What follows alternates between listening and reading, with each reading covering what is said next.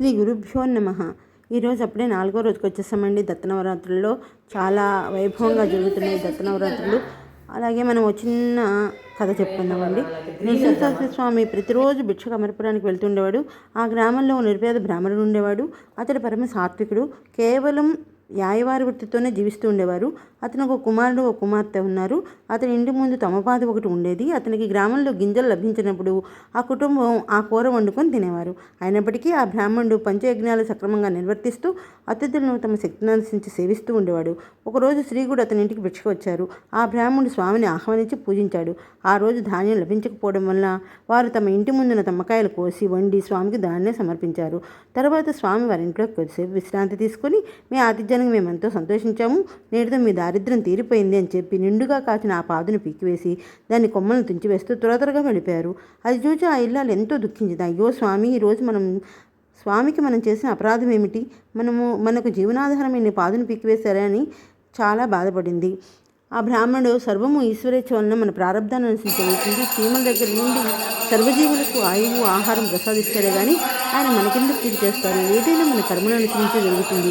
నీవు బాధపడవద్దు అని ఆమెను ఓదార్చి దాన్ని తిరిగి నాటాలని ఆ పాదు మొదట్లో తవ్వాడు. గడ్డపారకు ఒక లోహపాత్ర తగిలిన శబ్దం వచ్చింది. అక్కడ త్రవ్వి చూడగా ఒక రాగి బిందె నిండుగా బంగారు నాణ్యాలు ఉన్నాయి. అతను ఎంతో సంతోషంతో దాన్ని తన భార్యకి చూసి, ఇచ్చావా స్వామి, ఈ లతను పీకివేయడం వల్లనే ఈ నిధి మనకు దొరికింది.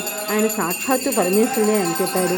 వెంటనే ఆ దంపతులు శ్రీగుడిని దర్శించి ఆ వృత్తాంతం ఆయనకు వినవించారు. అప్పుడు శ్రీగుడు, ఆయన నీవు ఈ విషయం ఎప్పటికీ చెప్పవద్దు, చెబితే సంపద నశిస్తుంది.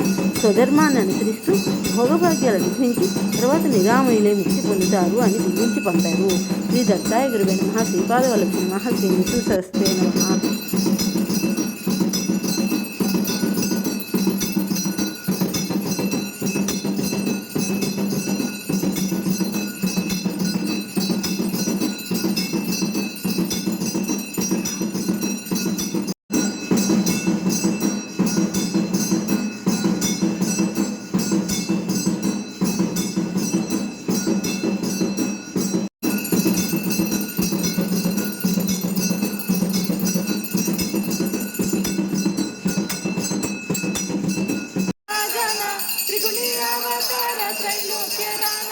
नेति नेति शब्द राणे अनुमाना सुरवरमुनि जन योगी समाधि न ध्याना जय देव जय देव जय देव जय देव जय जय गुरुभक्ता आरतियों वाली तारिणी भव चिंता जय देव जय देव भाग्याभ्यंतरी तू एकादत्ता कलिलही माता पाराही परकाली तजकेंचा हेंता जन्मा मरणांचा पुरलाश्रयंता जय